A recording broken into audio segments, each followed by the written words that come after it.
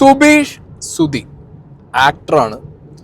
അധികം ആളുകൾക്കൊക്കെ ഇങ്ങനെ അറിയുന്നുണ്ടാവും. കോമഡി റോളുകളൊക്കെ ഒരുപാട് ചെയ്തിട്ടുണ്ട് മലയാള സിനിമയിൽ.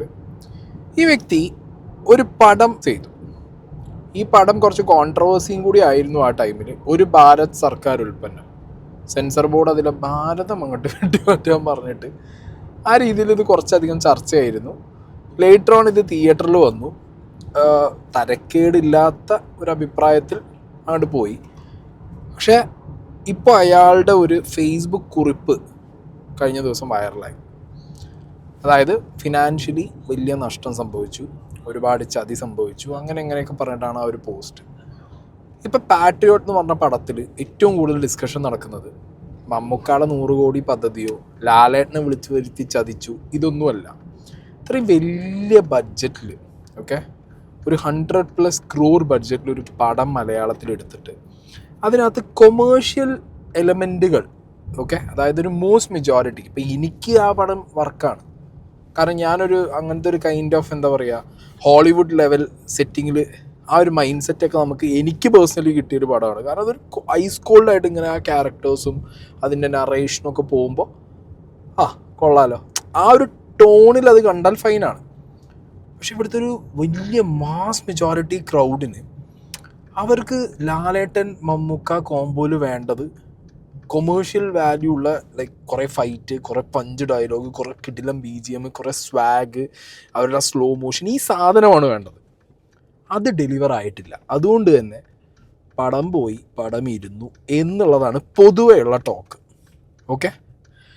ഇനി മലയാളത്തിലെ ഇങ്ങനത്തെ ബിഗ് ബഡ്ജറ്റ് പടങ്ങളും അല്ലെങ്കിൽ പൈസ ഉണ്ടാക്കാൻ വേണ്ടി കൊണ്ടുപോയി പ്രൊഡ്യൂസർ പൈസ ഇട്ട് പൊളിഞ്ഞ് കുത്തുവാളെടുത്തൊരു സിറ്റുവേഷൻ വരുന്നതൊക്കെ ഞാൻ എപ്പോഴും എൻ്റെ മൈൻഡിൽ എന്താ ചിന്തിക്കാററിയാം, എന്തോന്നറിയത് ജനങ്ങളുടെ പൾസ് മനസ്സിലാക്കിയിട്ട് വേണ്ട സിനിമ കൊടുക്കാൻ.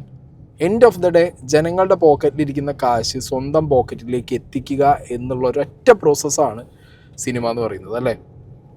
അപ്പോൾ ആ സംഗതി ചെയ്യുമ്പോൾ വളരെ എക്സ്പീരിയൻസ്ഡുള്ള ആളുകൾക്ക് പാളാൻ പാടില്ല. എസ്പെഷ്യലി പാട്രിയോട്ടിൻ്റെ ടീമിൽ ലാലേട്ടനും മമ്മൂക്കയൊക്കെ ഉള്ളപ്പോൾ അത് പാളി എന്ന് പറയുമ്പോണ്ടല്ലോ, അതൊരു ഭയങ്കര അവരുടെ റെസ്പോൺസിബിലിറ്റി ഇല്ലായ്മ എന്നൊക്കെയാണ് എനിക്ക് പേഴ്സണലി ഫീൽ ചെയ്തത്. നമുക്ക് ആദ്യം തന്നെ ഈ സുബീഷ് സുധിയുടെ ഫേസ്ബുക്ക് പോസ്റ്റും പ്ലസ് ഫേസ്ബുക്ക് പോസ്റ്റ് ഞാൻ സൈഡിൽ വയ്ക്കുന്നുണ്ട്. ഈ വ്യക്തി എങ്ങനെയാണ് പൊളിഞ്ഞെന്നുള്ള ആ ഒരു സംഗതി പറഞ്ഞു തീർത്തിട്ട് നമുക്ക് പാട്രിയോട്ടിൻ്റെ കുറച്ച് കാര്യങ്ങൾ സംസാരിക്കാം. കഴിഞ്ഞ 2 വർഷമായി ഒരു ജീവിതത്തിൽ ഒന്നും ആസ്വദിക്കാൻ പറ്റാത്തൊരവസ്ഥയാണ്. ഇങ്ങനെ ഓട്ടമാണ് ആ സിനിമയുടെ ബാധ്യതകൾ തീർക്കാനും. ആ സിനിമ പ്രൊഡ്യൂസ് ചെയ്ത ആൾക്കാർ എല്ലാം നമ്മളെപ്പോലെ സാധാരണക്കാർ, നമ്മളെ ഇഷ്ടപ്പെട്ട് സ്നേഹിച്ച് ആ സിനിമേനെ ഇഷ്ടപ്പെട്ട് വന്നവരാണ്. അപ്പം അവസാനം എൻ്റെ തലയിലായി. അത് തീർക്കാനുള്ള ഒരു ഓട്ടത്തിനിടയിൽ ഞാൻ എന്താ പറയണ്ടേ, അവസാനം ഒറ്റപ്പെട്ടു പോയി. പലതും ചെയ്തു, പക്ഷെ ഒന്നും നടന്നില്ല. എങ്ങനെയും കടന്നെടുത്ത് പിന്നെ നായകനായ സിനിമയിൽ അഭിനയിക്കാൻ വിളിക്കാറില്ല. പക്ഷെ അഭിനയിക്കാൻ വിളിച്ചാൽ പോലും എനിക്ക് മാനസികമായിട്ട് അതിന് പോകാനും പറ്റുന്നില്ല. അങ്ങനെ ഞാനിത് ബോംബെയിൽ വിൽക്കാൻ പോയി. അവിടെ കുറേ ഏജൻറ്റുമാർ എന്നെ പറ്റിച്ചു. ചെന്നൈയിൽ പോയി. പിന്നെ അതിനുശേഷം കുറേ പൈസ ഉണ്ടാക്കാനുള്ള നേരായ മാർഗം പൈസ ഉണ്ടാക്കാനുള്ള പരിപാടികൾ ചെയ്തു. ഒന്നും നടന്നില്ല. അങ്ങനെയാണ് ഞാൻ ഒരു പ്രാവശ്യം ഇങ്ങനെ തിരുവനന്തപുരത്ത് ഒരു ആവശ്യത്തിന് പോയപ്പോൾ ഇതിങ്ങനെ ജീവിതം മതിയാക്കിയപ്പം എൻ്റെ സുഹൃത്തായ ബിജുവേട്ടനത് അയച്ചു കൊടുത്തു. അപ്പോൾ അദ്ദേഹം എന്തൊരു ഇത് വേണമല്ലോ, നമ്മളെ കുടുംബം പിന്നെ അനാഥാകാൻ പാടില്ല, നമ്മൾ മരിച്ചു കഴിഞ്ഞാലും. അപ്പോൾ അദ്ദേഹം DGPക്ക് അയച്ചു കൊടുത്തു. അവിടെ നിന്ന് തന്നെ കണ്ടോൺമെൻറ്റ് പോലീസിൽ നിന്ന് തന്നെ ഇതാക്കി ഒരു കൗൺസിലിംഗ് തന്നു വിട്ടു. പിന്നെയും ഞാനിത് ജീവിതത്തിലേക്ക് തിരിച്ചു വരാൻ വേണ്ടി ഒരുപാട് പ്രയത്നിച്ചു. പക്ഷേ ഇത് നടക്കുന്നില്ല. പക്ഷേ എൻ്റെ സംഭവം എന്ന് വെച്ചാൽ, ഇപ്പോൾ നിങ്ങൾക്ക് ഞാൻ നേരത്തെ എൻ്റെ മൊബൈൽ കാണിച്ചു തന്നിട്ട് ഈ പോസ്റ്റ് ഇട്ട് തന്നെ ഒരുപാട് ആൾക്കാർ വരും. ഇപ്പം ഞാൻ ശരിക്കും രണ്ടാമത്തെ ജീവിതത്തിലേക്ക് വന്നിരിക്കുകയാണ്. ആയിരക്കണക്കിന് നിങ്ങൾ വായിച്ചല്ലോ, അത് QR കോഡ് എല്ലാം കുറേ ആൾക്കാർ പറഞ്ഞാൽ ആ സിനിമ റിലീസ് ചെയ്യും. പക്ഷേ എനിക്ക് QR കോഡ് കൊണ്ട് പൈസ എന്ന് പറഞ്ഞാൽ സിനിമ റിലീസ്, അത് ഗംഭീര സിനിമയാണ്. ഇപ്പം നിങ്ങൾ ആ സിനിമേനെ പറ്റി അന്വേഷിക്കണം. അതൊരു ഗംഭീര സിനിമയാണ്. പക്ഷേ എന്നെ പോലത്തെ ഒരാൾ നായകനായതുകൊണ്ട് മാത്രം ഒരു നല്ല സിനിമ ഓടാതിരിക്കാൻ പാടില്ല. അപ്പോൾ ഇത് എന്തായാലും ജനങ്ങളിൽ എത്തിക്കഴിഞ്ഞാൽ ഇത് ഓടും. ഇത് റിലീസ് ചെയ്താലോ എല്ലാം നല്ലൊരു OTT പ്ലാറ്റ്ഫോം ഇതാക്കുക. എല്ലാവരും പറഞ്ഞ് റിലീസ് ചെയ്താൽ നിങ്ങളെ പ്രശ്നങ്ങൾ തീർത്തു തരാം. അത്രയും എനിക്ക് ഇങ്ങനെ QR കോഡ് ഇങ്ങനെ ആൾക്കാർ ഇതാക്കുക ഭയങ്കര. ഇപ്പം നമുക്ക് ഇപ്പോഴും ശരിക്കും ഞാൻ ഈ കരയാത്ത ദിവസങ്ങളിൽ ഇന്ന് മാത്രമാണ് ഞാൻ വളരെ സത്യമായിട്ട് ഒന്ന് ഉറങ്ങിയിട്ട് നിങ്ങൾ വരുമ്പോൾ ഫ്രഷായിട്ട് നിന്നത്. അല്ലെങ്കിൽ ഞാനിവിടെ എൻ്റെ സുഹൃത്ത് പ്രിൻസിൻ്റെ വീട്ടിലാണ് താമസം. അവരെ തൽക്കാലം എനിക്കൊരു ഷട്ടർ തന്നിരിക്കുക. അപ്പോൾ ഇവിടെയുള്ള ആൾക്കാരൊക്കെ ചോദിക്കും, നിങ്ങൾക്ക് ഉറക്കില്ലേ? എപ്പോൾ രാവിലെ പള്ളിയിൽ പോകുന്ന ആൾക്കാർ, അത് പള്ളിയാണ്, അങ്ങനെ ചോദിക്കും, നിങ്ങൾക്ക് ഉറക്കില്ലേ? ഉറങ്ങുക.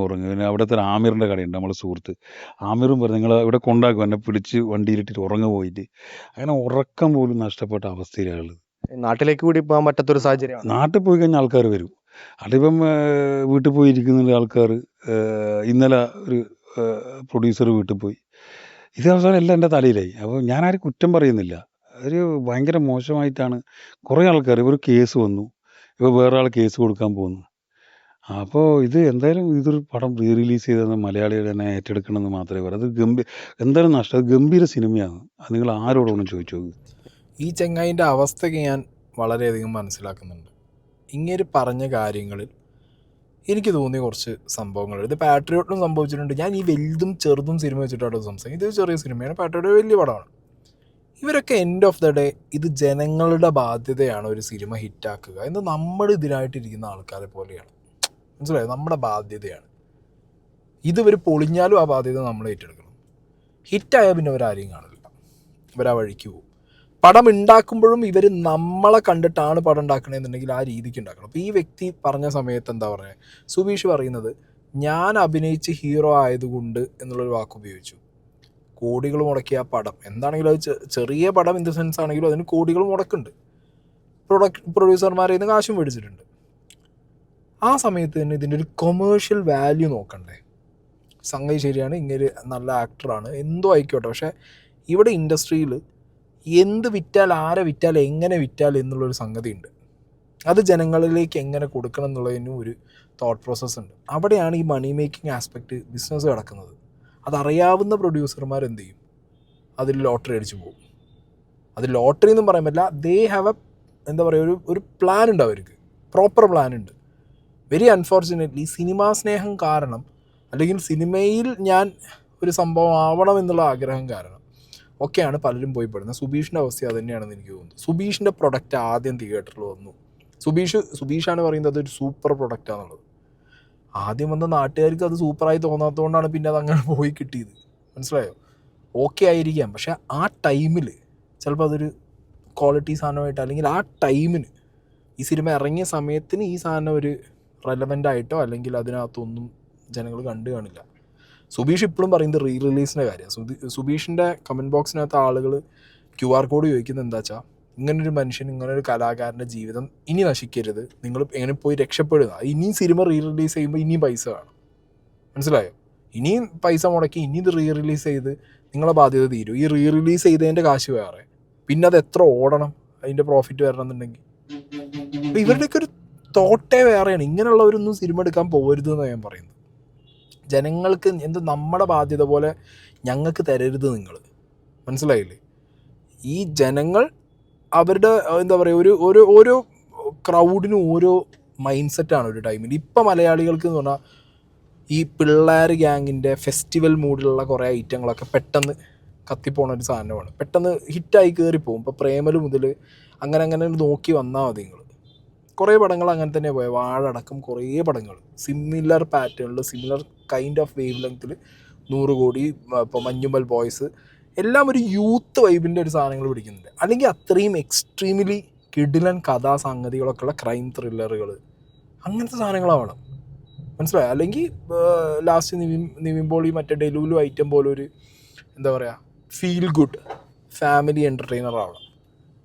അപ്പം അതിനൊരു പാറ്റേൺ ഉണ്ട്. നമ്മുടെ എന്താ പറയുക, മൊത്തത്തിലുള്ള ക്രൗഡിൻ്റെ പൾസ്, മലയാളികളുടെ പൾസ് അറിയണം. പിന്നെ പാൻ ഇന്ത്യൻ സാധനങ്ങൾ ഉണ്ടാക്കുമ്പോൾ ഡെഫിനറ്റ്ലി കേരളത്തിൽ നിന്നൊരു പാൻ ഇന്ത്യൻ ഉണ്ടാക്കുമ്പോൾ ആ പാൻ ഇന്ത്യൻ എങ്ങനെ പാൻ ഇന്ത്യ വർക്ക് ചെയ്യണം എന്നുള്ള രീതിക്കും കൂടി വർക്കൗട്ട് ചെയ്യണം. ഇവിടുത്തെ പാൻ ഇന്ത്യൻ വാല്യൂ ഉള്ള നടന്മാരുടെ എണ്ണവും നമുക്ക് കുറവാണ്, അല്ലേ?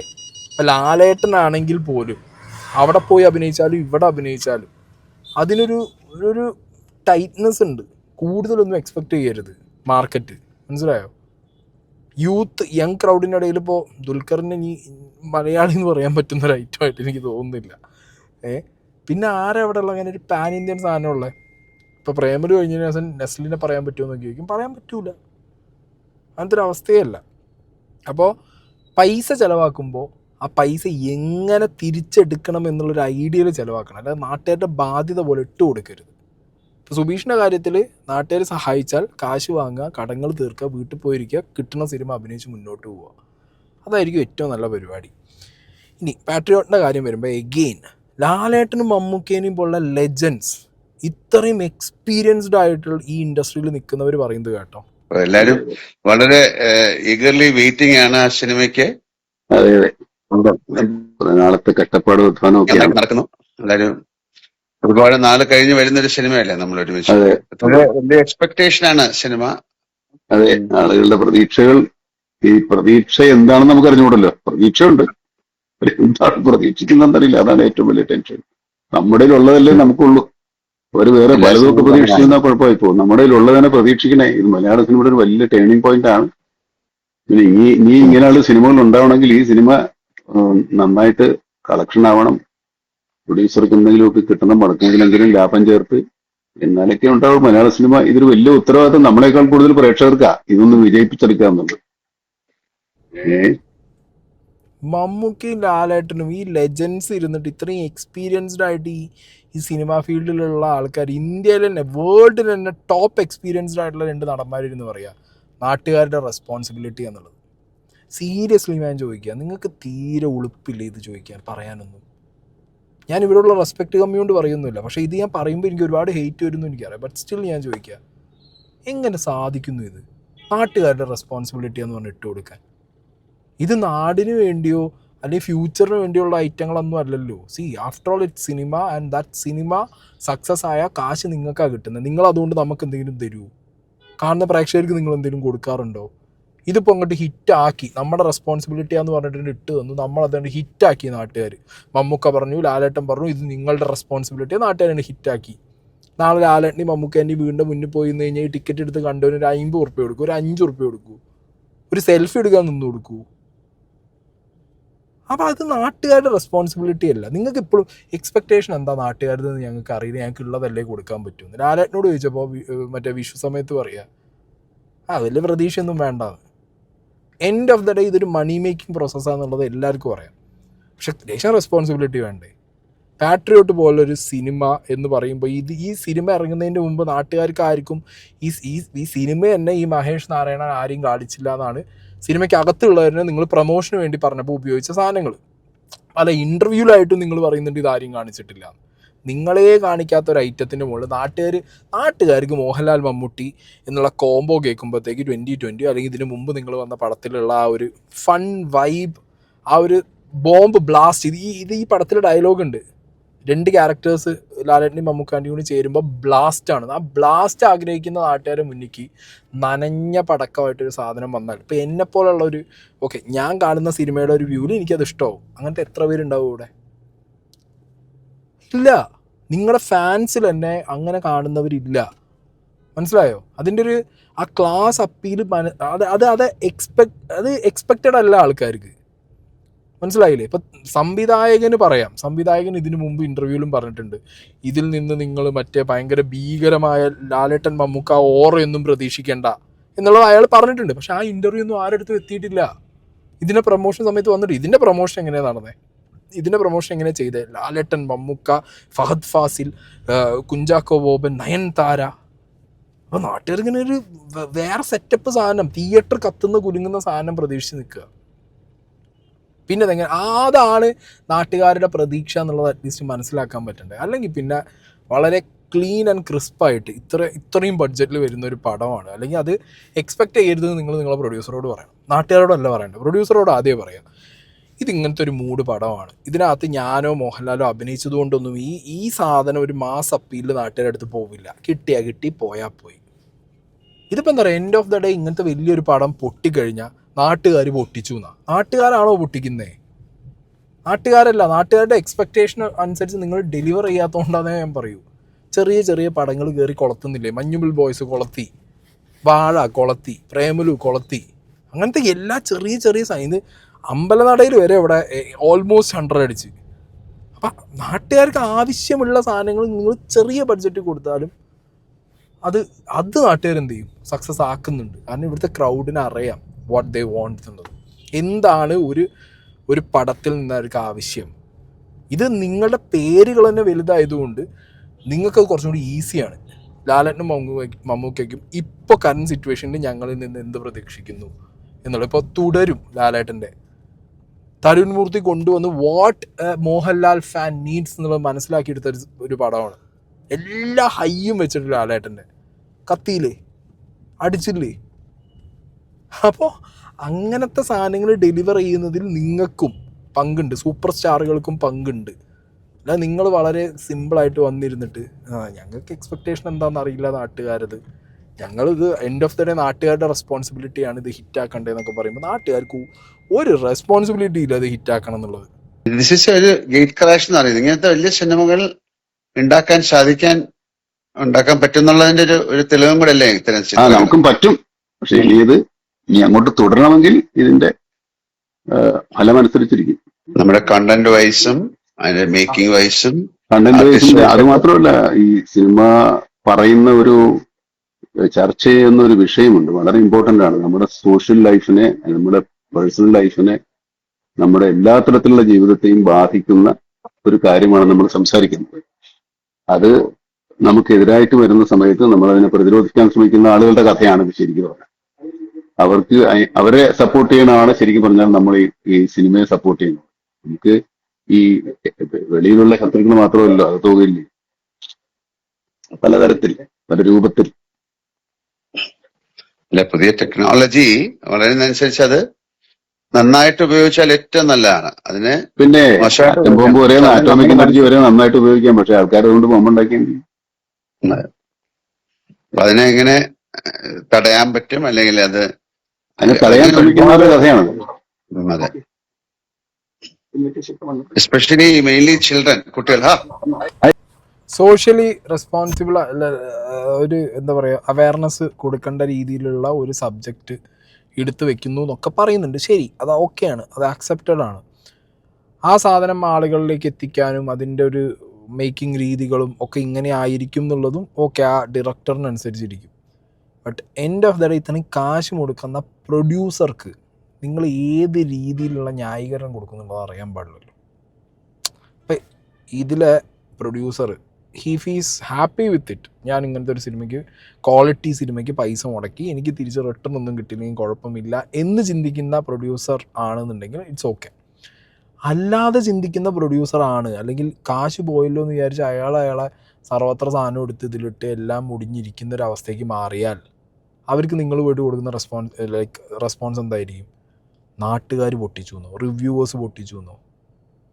അങ്ങനെ കൊടുക്കാൻ പാടില്ല. അങ്ങനത്തെ ഒരു സാധനം കൺവേ ചെയ്യാൻ പാടില്ല. അവിടെയാണ് ചില പ്രൊഡ്യൂസേഴ്സ് ഇവിടെ ഇൻഡസ്ട്രിയിൽ പൈസ മുടക്കാതെ പോകുന്നത്. വരുന്ന പ്രൊഡ്യൂസർക്ക് കൃത്യമായി പറഞ്ഞു കൊടുക്കണം, ഇതിങ്ങനത്തെ ഒരു ക്ലാസ് സാധനമാണ്, ഇതിനകത്ത് നാട്ടുകാർ എക്സ്പെക്റ്റ് ചെയ്യുന്ന മാസ് എലമെൻറ്റ്സ് ഒന്നും ഇല്ല, ഇതിൻ്റെ ഡയറക്റ്റ് ഇതിങ്ങനെയാണ് എടുത്തത്. അല്ലെങ്കിൽ അറ്റ്ലീസ്റ്റ് ഈ പ്രൊഡക്റ്റ് ഉണ്ടാക്കി കഴിഞ്ഞതിന് ശേഷം നിങ്ങൾ കാണുമ്പോൾ ഇത് കണ്ട ലാലേട്ടനും മമ്മൂക്കാക്കുമാണ് അത് ഏറ്റവും കൂടുതൽ പറയാൻ പറ്റുക, ഇതെങ്ങനെ ആളുകൾ എടുക്കും എന്നുള്ളത്. കാരണം അവരെ സംബന്ധിച്ചിടത്തോളം ഇത്രയും വർഷമായിട്ട് അവർ എക്സസൈസ് ചെയ്യുന്നൊരു പരിപാടിയാണ്. അവരൊരു സിനിമ എടുത്ത് അത് അവർ കണ്ട് നാട്ടുകാരുടെ പേഴ്സ്പെക്റ്റീവ് എന്താണെന്ന് അവർക്ക് മനസ്സിലാക്കാൻ പറ്റില്ല എന്ന്, അത് എനിക്ക് വിശ്വസിക്കാൻ പറ്റില്ല. ഒരു പടം കഴിഞ്ഞ് കഴിയുമ്പോൾ ഓൾമോസ്റ്റ് അതിൻ്റെ മേക്കേഴ്സിനും എല്ലാവർക്കും അത് അറിയണം, ഇത് നാട്ടുകാരുടെ പൾസിനോട് കണക്റ്റ് ആവുമോ. അത് കോൺഫിഡൻസ്, ആ കോൺഫിഡൻസ് ഈ പടത്തിലൊക്കെ ലോയാണ് അവർക്ക്. പിന്നെ എന്തിനാണ് ഇത്രയും കാശ് മുടക്കി എന്നുള്ള ഒരു ചോദ്യം, അല്ലെങ്കിൽ ഇതിൻ്റെ പ്രൊഡ്യൂസറോട് ഇവർ എന്ത് ഉത്തരം പറയുന്നുള്ളതൊക്കെ ഞാൻ ചിന്തിച്ചു പോയിരുന്നു. ഇനി ഇതിൻ്റെ ഡയറക്ടർ പറയുന്നത് കേട്ടോ, പാട്രിയോട്ടിൻ്റെ അവരുടെ ഓറയിൽ നിന്നുകൊണ്ട് ഉള്ള ഒരു സിനിമയല്ല എന്നുള്ളത് അവർക്കറിയാം. പക്ഷെ അവരുടെ പ്രസൻസ് ആവശ്യമാണ്. ഏറ്റവും അവസാനമാണ് ഞാൻ ലാൽ സാറിലേക്ക് ഇത് എത്തുന്നത്. അങ്ങനെ ഒരു പ്രതീക്ഷയൊന്നും ഇല്ലായിരുന്നു സാർ ഇത് ചെയ്യുമോ. അദ്ദേഹത്തിന് ഇത് നന്നായിട്ട് മനസ്സിലായ ശേഷം എന്നോട് പറഞ്ഞത്, എനിക്ക് വേണ്ടിയിട്ട് ഇനി ഒന്നും വേണ്ട, ഇതെല്ലാം ഉണ്ട് ഇതിനകത്ത്, അത് ബാക്കി എന്നെ കുറിച്ച് പറയണ്ട, എന്റെ സമയത്തിനെ കുറിച്ച് നിങ്ങൾ പറയണ്ട, ഒന്നും ചെയ്യേണ്ട ആവശ്യമില്ല, എല്ലാം ഉണ്ട്. അതൊരു എനർജിയാണ്. ട്രെയിലർ ഒരു സ്വഭാവം സെറ്റ് ചെയ്തിട്ടുണ്ട്. അത് തന്നെയാണ് സിനിമയുടെ സ്വഭാവം. നമ്മൾ സിനിമ കണ്ടു തുടങ്ങിക്കഴിഞ്ഞാൽ എന്റെ ഒരു വിശ്വാസം ഇവരെ കഥാപാത്രങ്ങളായിട്ട് ആൾക്കാർ അക്സെപ്റ്റ് ചെയ്ത് തുടങ്ങും എന്നുള്ളതാണ് ഞാൻ വിശ്വസിക്കുന്നത്. എനിക്കൊന്ന് മമ്മൂക്കയുടെ ആദ്യത്തെ ഷോട്ട് ഞാൻ എടുക്കുന്നത് ലാൽ സാറിന്റെ കൂടെയാണ്. ഫസ്റ്റ് ഡേ മമ്മൂക്കയുടെ ഫസ്റ്റ് ഷോട്ട് വിത്ത് ലാൽ സാർ. അപ്പൊ കുറച്ചു നേരം കഴിഞ്ഞിട്ടാണ് എന്റെ പുറകെ നിൽക്കുന്ന എന്റെ എഡീസിനും ഒക്കെ ഇത് ഇങ്ങനെ ഒരു ആരും അടുത്തോട്ട് വരുന്നില്ല. അപ്പോഴാണ് എനിക്ക് മനസ്സിലാവുന്നത് ഇവർക്ക് ഞാനും ഇതിനെക്കുറിച്ച് ബോധേഡാവുന്നില്ല. ഞാൻ അവരുടെ ക്യാരക്ടേഴ്സ് ആയിട്ടാണ് കാണും. കാരണം അവർക്കെല്ലാം നേരത്തെ അറിയാം, ബ്രീഫ് ചെയ്തിട്ടുണ്ട്, സ്ക്രിപ്റ്റ് രണ്ടായിരം വായിച്ചാണ്. കുറച്ച് കഴിഞ്ഞിട്ടാണ് എനിക്ക് മനസ്സിലാവും ഇത് ഇരിക്കുന്നത് മമ്മൂട്ടി ആൻഡ് മോഹൻലാലാണല്ലോ ഇരിക്കുന്നത് എന്നുള്ളത് പിന്നീടാണ് നമ്മൾ അനലൈസ് ചെയ്യുന്നത്. ഓക്കെ. അപ്പൊ ഞാൻ കാണുന്നത് കുറച്ച് അത് വിട്ടു നിന്ന് കണ്ടു കഴിഞ്ഞാൽ തന്നെ നമുക്ക് കുറച്ച് സമാധാനമുണ്ട്. ഇപ്പൊ പറയാറുണ്ട് മോഹൻലാൽ ഒരു സ്പോണ്ടേനിയസ് ആക്ടറാണ്, പക്ഷെ മമ്മൂട്ടിയുടെ പ്രോസസ് ചിലപ്പോൾ വേറെയാണ്. അങ്ങനെ തോന്നി എന്തെങ്കിലും ഡിഫറൻസ് ഉണ്ടോ? നമ്മളോട് എല്ലാം എന്ത് തരത്തിലും സബ്മിസീവ് ആണ്, അതൊരു വലിയ ഫാക്ടറാണ്. അത് രണ്ടുപേർക്കും ഈക്വലി ഉണ്ട്. നമുക്ക് ചില സമയത്ത് തോന്നും നമുക്ക് ഒട്ടും സബ്മിസീവ് അല്ല എന്ന് പുറമേ നിൽക്കുന്ന ആൾക്കാർക്ക് തോന്നും. പക്ഷെ നമുക്ക് അങ്ങനെയല്ല. നമുക്ക് knows where to be submissive, why you need to be submissive എന്നുള്ളതിനെ കുറിച്ച് അദ്ദേഹത്തിന് ഒരു ധാരണയുണ്ട്. കറക്റ്റ് ആയിട്ട് ഒരു മീറ്റർ ഉണ്ട്. കാരണം കൺവിക്ഷൻ ആണ്. ഒരു ഡയറക്ടറിന്റെ കൺവിക്ഷൻ എന്താണെന്നുള്ളത് പുള്ളി ആ മീറ്റർ പിക്ക് ചെയ്യും. എങ്ങനെയാണ് ഇയാൾ പോകുന്നത് മനസ്സിലാക്കും. അത് കഴിഞ്ഞ് പിന്നെ ആ ഇതിലേക്ക് കൊണ്ടുവരിക. ഇപ്പൊ നമ്മള് ലാൽ സാറിനെ കുറിച്ച് നമ്മൾ സ്പോണ്ടേനിയസ് എന്ന് പറയുമ്പോഴും ഈ സ്പോണ്ടേനിറ്റി ഉണ്ടാവുന്ന എവിടുന്നാ? നമ്മൾ കൊടുക്കുന്ന ബ്രീഫിംഗിൽ നിന്നാണ് ആ സ്പോണ്ടേനിറ്റി പുള്ളി ഉണ്ടാക്കിയെടുക്കുന്നത്. എനിക്ക് എന്റെ പേഴ്സണൽ എക്സ്പീരിയൻസിനകത്ത് ഞാൻ ഇവരെ ക്യാരക്ടറിൽ നിന്ന് മാറി കണ്ടിട്ടില്ല, ഓറ ഉപയോഗിച്ചിട്ടില്ല. ഞാൻ പറഞ്ഞ അവരുടെ ഓറയിൽ നിന്നുകൊണ്ട് ഉള്ള ഒരു സിനിമയല്ല എന്നുള്ളത് അവർക്കറിയാം. പക്ഷെ അവരുടെ പ്രസൻസ് ആവശ്യമാണ്. അതിനുള്ള സിറ്റുവേഷൻസ് ഉണ്ട്. താൻ ഫ്രണ്ട് ബെഞ്ചേഴ്സിന് വേണ്ട സിറ്റുവേഷൻസ് ഉണ്ട്, ഇൻഹറന്റ് ആയിട്ടുണ്ട്. അപ്പൊ പിന്നെ അതിനെ എക്സ്പ്ലോർ ചെയ്താൽ മതി നന്നായിട്ട്. ഓർഗാനിക്കായിട്ട് ഉണ്ട്. കണ്ടോ, ഇങ്ങേരുടെ ആ ഒരു ഡയറക്ടർ മൂഡിൽ ഈ പടം വളരെ എന്താ പറയുക, ഒരു ഭയങ്കര ഫാൻസിന് പൊട്ടിത്തെറിച്ചോ അല്ലെങ്കിൽ ഒരു ലാലേട്ടൻ മോഹൻലാൽ ഓറയിൽ നിന്ന്, സൂപ്പർ സ്റ്റാർ ഓറയിൽ നിന്ന് കൈൻഡ് ഓഫ് സ്പൈ ത്രില്ലർ, നിങ്ങൾക്ക് ഇപ്പോൾ ദുരന്തറൊക്കെ തരുന്ന പോലത്തെ ഒരു കിക്ക് കിട്ടുന്ന സിനിമയൊന്നുമല്ല. അത് അങ്ങേര് വളരെ ക്ലിയറാണ് ഫ്രം ദ ഡേ വൺ. അത് മമ്മൂക്കാക്കും ലാലേട്ടനും ഒക്കെ അറിയുന്നൊരു കാര്യമായതുകൊണ്ട് ഇത് നാട്ടുകാർ ഹിറ്റാക്കണം എന്നും പറഞ്ഞിട്ട് കാര്യം ഉണ്ടാവില്ല. കാരണം ഇവിടുത്തെ ഒരു മാസ് മെജോറിറ്റിക്ക് ഇപ്പോഴും ഇങ്ങനത്തെ സിനിമകൾ 100 കോടിക്ക് കൊണ്ടുവന്നാൽ തിരിച്ച് 100, 200, 300 കോടിക്ക് കൊടുക്കാൻ പറ്റുമൊന്നുമില്ല. മനസ്സിലായോ? അത് ചിലപ്പോൾ ഹോളിവുഡിലോ ഈവൻ ബോളിവുഡിലാണെങ്കിൽ നടക്കാൻ പോകുന്നില്ല അങ്ങനത്തെ ഒരു സാധനം. ഇവിടെ 100 അടിക്കണോ, 100ന്റെ മുകളിൽ പോകണോ, ഒരു ചിരിയുടെ കുറച്ച് എലമെൻറ്റ് കൂടുതൽ വേണ്ടി വരും. ഒരു ഫൺ യൂത്ത് എലമെൻറ്റ് ചിലപ്പോൾ വേണ്ടി വരും. ചിലപ്പോൾ ഭയങ്കര ഫൈറ്റ്സും ഭയങ്കര കിടനായിട്ടുള്ളപ്പോൾ മാർക്കും എങ്ങനെ കയറിപ്പോയേ, ആ എക്സ്ട്രാ വയലൻസ്, ആ ഒരു എക്സ്ട്രാ സ്വാഗ്, അതൊക്കെയാണ് 100ന്റെ ഒരു ബെഞ്ച് മാർക്കിൽ എനിക്ക് തോന്നുന്നത്. ആ 100 എന്നുള്ളത് മനസ്സിലായില്ല. ഒരു എക്സ്ട്രാ എലമെൻറ്റുകൾ വേണം. അഭിനയിക്കുന്നവരുടെ പീക്ക് എടുത്തിട്ട് ഡയറക്ടർ എന്ത് ചെയ്യണം, കൊണ്ടുവന്നിടണം. ഇങ്ങനെ ഭാഗത്തു നിന്ന് അങ്ങനത്തെ രീതിയിലുള്ള ഒരു തരത്തിലുള്ള എഫേർട്സും ഉണ്ടായിട്ടില്ല. അതുകൊണ്ട് തന്നെ ഇതിൻ്റെ പ്രൊഡ്യൂസർമാർ, നാട്ടുകാർ ഇത് പടം കണ്ടില്ല, നല്ല പടമായിരുന്നു നാട്ടുകാർ കണ്ടില്ല, നല്ല പടമാണ് നാട്ടുകാർ കണ്ടു, പക്ഷെ കണ്ട നാട്ടുകാർ കുറച്ച് ആൾക്കാരാണ്. ബാക്കിയുള്ളവർ ഈ പറഞ്ഞ പോലെ മാസ് അല്ലാത്തത് കൊണ്ട്, ക്ലാസ് ആയതുകൊണ്ട് നിങ്ങൾക്ക് 100 കിട്ടുമായിരിക്കും. 100 ഇല്ലയെന്ന് ഞാൻ പറയുന്നില്ല. പക്ഷേ നിങ്ങൾ എക്സ്പെക്റ്റ് ചെയ്ത ഒരു മാജിക്കൽ ഫിഗർക്കൊന്നും, കാരണം ഇതിൻ്റെ ബഡ്ജറ്റ് വെച്ച് നോക്കുമ്പോൾ അവർക്ക് ഒരുപാട് കിട്ടണം. മനസ്സിലായോ? ആ കിട്ടലിലേക്ക് എത്തും എന്നുള്ളത് സംശയമാണ്. അപ്പോൾ ഇനിയെങ്കിലും മലയാളത്തിൽ സിനിമ എടുക്കുന്ന ആൾക്കാർ, എസ്പെഷ്യലി പ്രൊഡ്യൂസേഴ്സിനോടാണ് പറയാനുള്ളത്. കാശ് നിങ്ങൾ ചിലവാക്കുകയാണെങ്കിൽ ചിലവാക്കിക്കോ, തിരിച്ച് കിട്ടുമെന്നുള്ളത് നോക്കുമ്പോൾ നിങ്ങൾ ഇവിടുത്തെ ജനങ്ങളെ ഒന്നൊന്ന് ശ്രദ്ധിക്കണം. നിങ്ങളുടെ ഡയറക്ടറോടും നിങ്ങളുടെ റൈറ്ററോടും നിങ്ങൾ പറയണം. മനസ്സിലായി? അത്യാവശ്യം മാർക്കറ്റ് പ്രൊഡ്യൂസർമാർ പഠിക്കണം, എന്നിട്ട് ഈ പണിക്ക് ഇറങ്ങണം. പിന്നെ ഡയറക്ടർമാരോട് പറയാനുള്ളത്, ഇപ്പോൾ Mahesh Narayan was very clear, ലാലേട്ടനെയും മമ്മൂക്കനെയും ഞാൻ ഇങ്ങനെയേ യൂസ് ചെയ്യൂ, അതിലവരും ഓക്കെയാണ്, ഫൈൻ. പക്ഷേ ഇത് നാട്ടുകാർ എൻഡ് ഓഫ് ദ ഡേ ഇപ്പോൾ ഈ മമ്മൂക്ക പറഞ്ഞ പോലെ നാട്ടുകാർ ജയിപ്പിക്കണം. ഈ മൂഡ് പിന്നെ പറയാൻ പാടില്ല. ഓക്കെ, നിങ്ങളുടെ ഒരു, ഇപ്പോൾ മഹേഷ് നാരായണൻ അയാൾക്കൊരു സിനിമ എടുത്തു, 100 കോടി പ്രൊഡ്യൂസർമാർ അയാൾക്ക് വേണ്ടി മുടക്കി, നാട്ടുകാർക്കല്ല. നാട്ടുകാർക്ക് മുടക്കി, നാട്ടുകാരെ കാണിക്കാൻ വേണ്ടി ഇൻഡസ്ട്രി വലുതാക്കാൻ വേണ്ടി ഇറക്കുകയാണെന്നുണ്ടെങ്കിൽ അത് 100, 1000 ആവുന്ന രീതിയിൽ എടുക്കാൻ പറ്റുന്ന ടെക്നീഷ്യൻസ് ഇവിടെ ഉണ്ട്. അത് ആ സിനിമയ്ക്കകത്ത് നമുക്ക് വളരെ എവിഡൻ്റ് ആയിരുന്നു. ബാറ്ററി വീട്ടിൽ 100 മുടക്കിയിട്ടുണ്ടെങ്കിൽ ആ 100-നുള്ള ടെക്നിക്കൽ സാധനങ്ങളുണ്ട്, പക്ഷേ അതിൻ്റെ ഹൈ വയ്ക്കാനുള്ള സാധനങ്ങൾ ഡയറക്ടർ വെച്ചില്ല.